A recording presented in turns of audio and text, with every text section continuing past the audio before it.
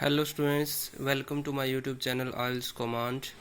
Today I will discuss about the explanation of the answer of the reading passage Air Traffic Control in the USA. आज हम reading के answers की explanation की बात करेंगे paragraph air traffic control in the USA की। इस passage के क्वेश्चंस स्टार्ट हो रहे हैं question number 14 to 19। Okay clear. So 14 to 19 first there are list of headings. List of headings, अब मोस्टली स्टूडेंट्स को प्रॉब्लम होती है लिस्ट ऑफ हेडिंग्स में। उस केस में हमें क्या करना है, सबसे पहले for example we have to tell the heading of paragraph A. तो हम सबसे पहले पैराग्राफ ए को रीड करेंगे, ना कि इन हेडिंग्स को। पहले पैराग्राफ ए को रीड करके उसके बाद हम आइडिया लगाएंगे कि किस किस मेन बात पे इसकी पूरा पैराग्राफ लिखा गया है, फिर हम अपना आइडिया इनसे मैच करेंगे। क्लियर। सो पैराग्राफ ए की हेडिंग है सेकंड क्या है, एविएशन डिजास्टर प्रॉम्प्ट्स एक्शन, कि कोई भी जो एविएशन है, हवा जो जहाज़ों के रिलेटेड जो है उससे डिजास्टर प्रॉम्प्ट्स एक्शन, उसके बाद जो एक्शन लिया जाता है। Now read paragraph A. An accident that occurred in the skies over the Grand Canyon in 1956 resulted in the establishment of Federal Aviation Administration to regulate and oversee the operation of aircraft in the skies over the United States, which were becoming quite congested. अब देखो इससे हमें क्या पता चल रहा है कि एक एक्सीडेंट हुआ स्काई में ग्रैंड कैनियन के ऊपर 1956 में, जिसका रिजल्ट क्या रहा, एस्टेब्लिशमेंट, स्थापना की गई किसकी, फेडरल एविएशन एडमिनिस्ट्रेशन की, FAA की, क्या करने के लिए, रेगुलेट करने के लिए और देखने के लिए जो भी एयरक्राफ्ट स्काई में है, यूनाइटेड स्टेट के स्काई में, एयर स्पेस में, उनके ऑपरेशन की, विच वर बिकमिंग क्वाइट कंजेस्टेड, जो बहुत ज़्यादा भीड़ भाड़ हो गई थी। मतलब कि ये एक्शन लिया गया किसके बाद, 1956 के एक्सीडेंट, एयर स्पेस में एक्सीडेंट के बाद।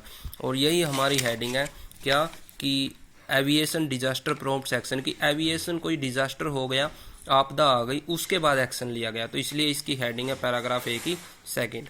नाउ पैराग्राफ सी की बतानी हमने। सी की हेडिंग है third heading is two coincidental developments, कि दो कोइंसिडेंटल कोई डेवलपमेंट्स हुई वहाँ पे, मतलब कोइंसिडेंट हो गई। अब पैराग्राफ सी को रीड करो। In the 1940s, ATC centers could and did take advantage of the newly developed radar and improved radio communication brought about by the Second World War. 1940 में जो एयर ट्रैफिक कंट्रोल सेंटर थे वो उन्होंने advantage लिया, newly develop, नई तरीके से जो डेवलप किया गया था रडार और रेडियो कम्युनिकेशन जो इम्प्रूव किया गया था, जो सेकेंड वर्ल्ड वॉर के बाद वहाँ पे आया है।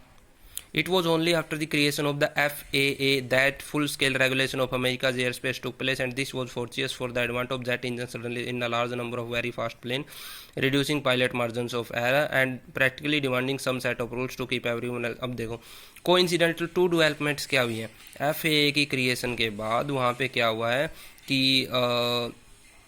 Jet engine suddenly resulted large number of very fast plane. एक तो large number of very fast plane में कन्वर्ट हो गए हैं, दूसरा practically demanding some set of rules to keep everyone well separated and operations in the air and reducing pilots margin of error.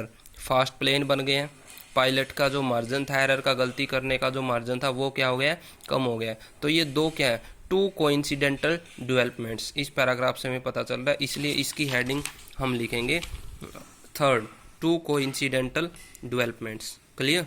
Now paragraph D की heading है fifth देख लो, an over simplified view. अब D को read करते हैं।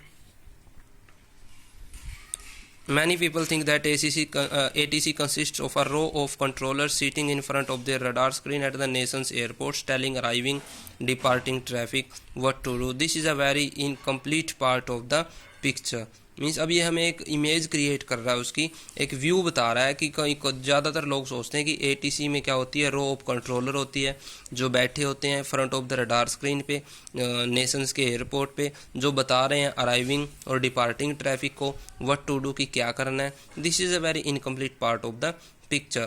FAA realized that the airspace over the would at any time have many different kinds of planes flying for many different purposes in a variety of weather condition, and the same kind of structure was needed to accommodate all of them. Means एक over simplified view, एक view दिखाया गया है कि वो क्या सोच रहे थे, कि FAA क्या सोच रहा था कि हमें किस तरीके का वहाँ पे अरेंजमेंट करना है. ओवर सिंप्लीफाइड व्यू, ये एक उसका ओवरव्यू दिया गया है. क्लियर, इसलिए इसकी हेडिंग है डी की 5th.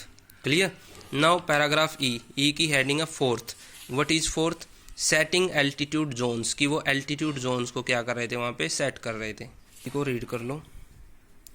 In general, from 365 meter above the ground and higher, the entire country is blanketed by controlled airspace in certain areas, mainly near airports. Controlled airspace extends down to 215 meter above the ground and in immediate vicinity of an airport, all the way down to the surface. Control area is that which FAA regulation apply elsewhere. Means वो altitude zone यहाँ पे set करें कि कौन सा control air space है और कौन सा अनकंट्रोल्ड एयर स्पेस है, कितने मीटर से ऊपर कंट्रोल्ड है, कितने मीटर से नीचे अनकंट्रोल्ड है. क्लियर. तो वो क्या कर रहे थे, वहाँ पे एल्टीट्यूड जोन सेट कर रहे थे कि कौन सी जोन सेफ है, कौन सी अनसेफ है. इसलिए इसकी हेडिंग है ई की 4th heading, setting altitude zones. Now paragraph F की हेडिंग है 8th.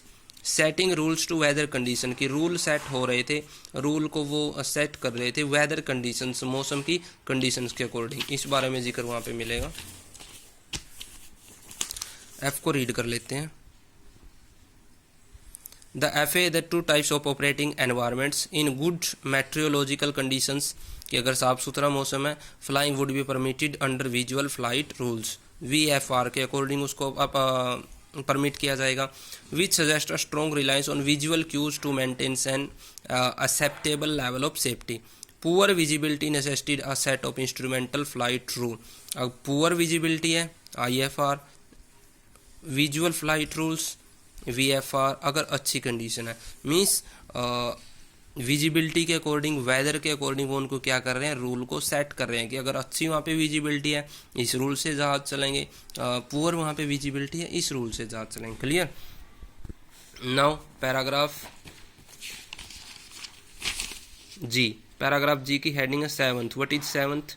Defining air space categories. अब वो एयर स्पेस की कैटेगरीज को डिफाइन कर रहे हैं कि क्या क्या कैटेगरीज हैं. इसको जब आप रीड करोगे इस पैराग्राफ को, it's so lengthy. Control air space is divided into several different types designated by letters of the alphabet. अब देखो ये कैटेगराइज कर रहा है, class F, class A, class E, class E and A, okay, DCB. Means वो उसको categorise कर रहा है कि कौन को एक कैटेगरी में डिवाइड कर रहा है एयर स्पेस को, ABCD इस तरीके से. ओके, सो इसलिए हमारी हेडिंग यहाँ पे हो जाएगी 7th, controlling defining air space categories को. डिफाइन कर रहा है एयर स्पेस कैटेगरीज को कि A में क्या हो रहा है, B में क्या हो रहा है, C में क्या हो रहा है. Clear. So now let's discuss question number 20 to 26. True false not given. True false not given. True false not given में आपने क्या करना है, ट्रू कब लिखना है, if the same information is in the question and in the passage.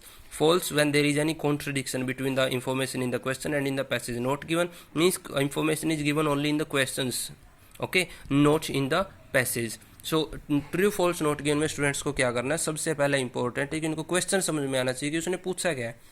Now question number 20. The FAA was created as a result of the introduction of the jet engine.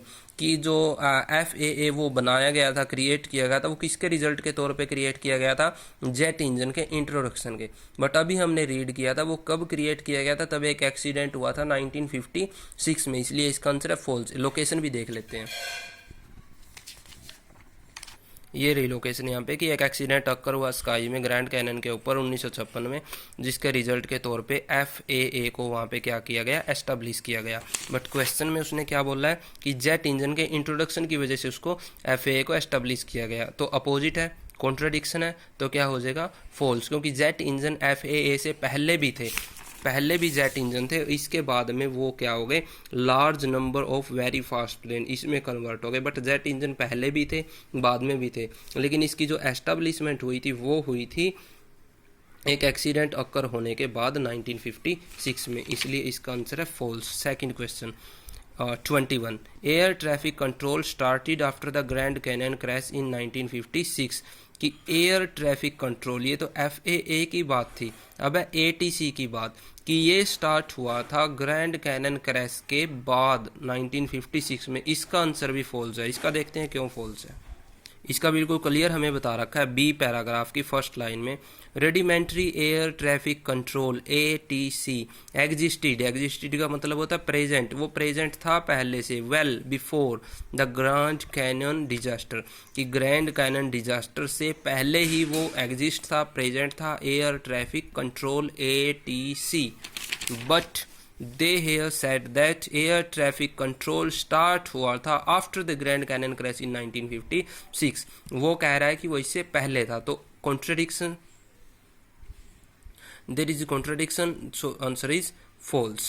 Now 22. Beacons and flashing lights are still used by ATC today, it's not given। इसकी information हमें कहीं भी नहीं मिलेगी। Some improvements were made in radio communication during World War II, कि कुछ improvement की गई थी रेडियो कम्युनिकेशन में वर्ल्ड वार 2 के दौरान। इसका आंसर है ट्रू। ट्रू कैसे, ये अभी हमने रीड किया था यहाँ पे देखो, ATC centers could and did take advantage of the newly developed radar and improved radio communication. कब? About by the second world war. Second world war के बाद उसको क्या हो गया था, रेडियो कम्युनिकेशन को इम्प्रूव किया गया था, रडार को नई तरीके से डेवलप किया गया था। तो सेम बात यहाँ पे बोली है, सेम बात यहाँ पे बोली कि यहाँ पे कुछ इंप्रूवमेंट थे रेडियो कम्युनिकेशन में वर्ल्ड वार 2 के दौरान। सो इसका आंसर है ट्रू।